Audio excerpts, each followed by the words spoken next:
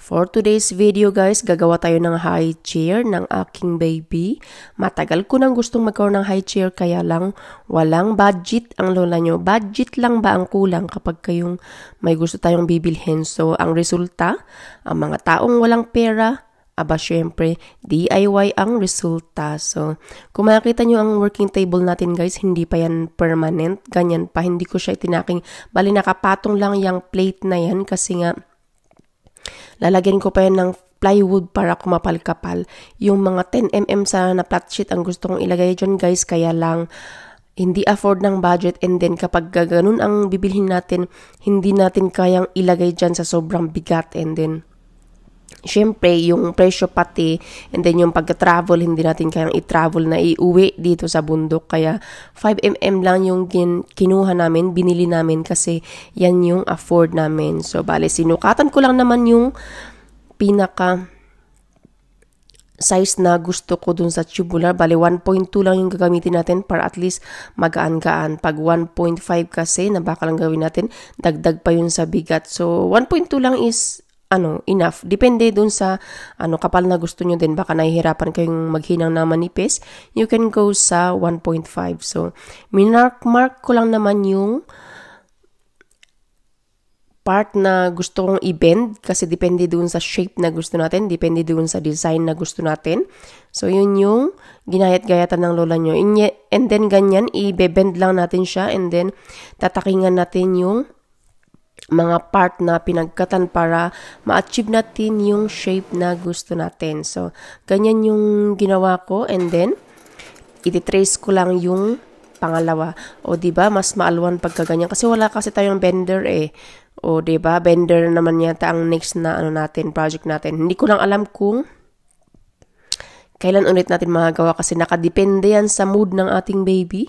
Kahit sinabi kasi natin na dadalasan natin yung paggawa ng video, depende pa rin yan kung may magbabantay kay baby. Agoy, Ginoo. Yun kasi ang problema kapag ka may baby ka na, yung mga gusto mong gawin ay talagang naaantala ba. Pero luckily today, andyan ang aking darling na siya muna ang magbabantay pansamantala. Although, lagi naman talagang siya din ang nagbabantay kapag ka may gagawin ang lola niya. Buti na lang, very supportive ang aking darling. O, diba?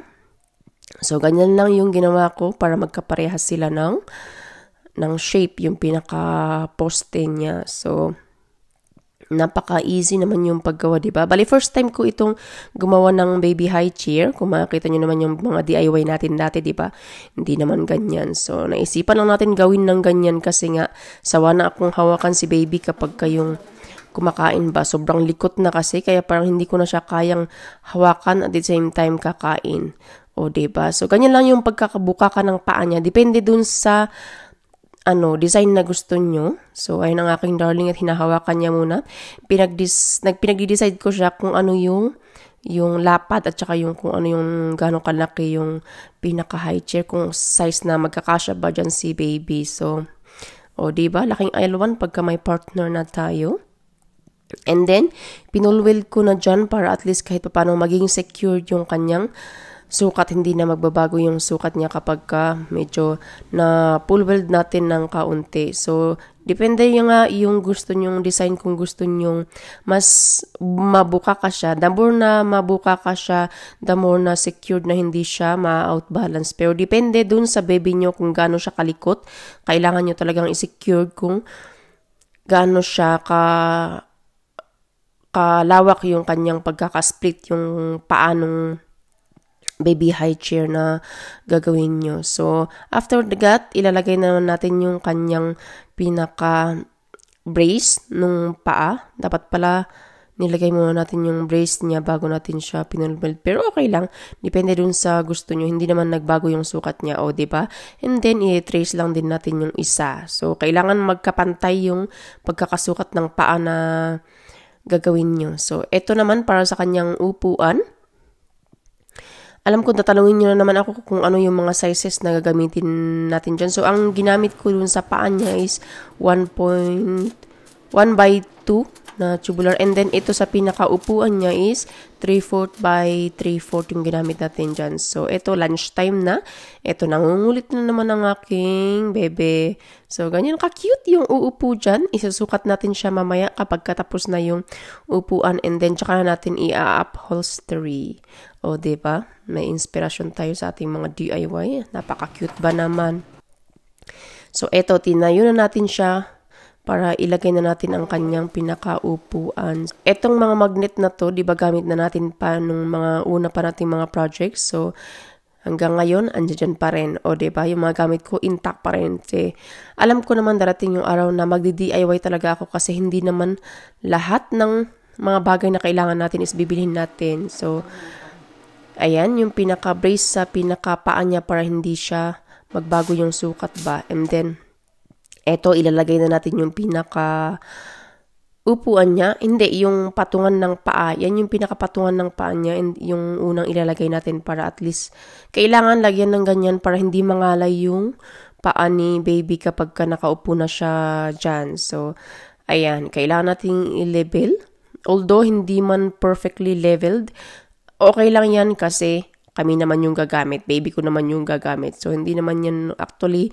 Hindi naman, pag DIY naman, hindi talaga siya as in perfectly 100% perfect yung pagkakasukat. Depende yun sa nagagawa kung gusto nyo talagang as in gandang-ganda or as in perfectly 0-0 yung sukat. Nasa inyo. Pero ako, ang importante hindi silip na pangit or hindi silip-silip na tagilid talaga or wala sa sukat yung ating mga ginagawa. Okay na.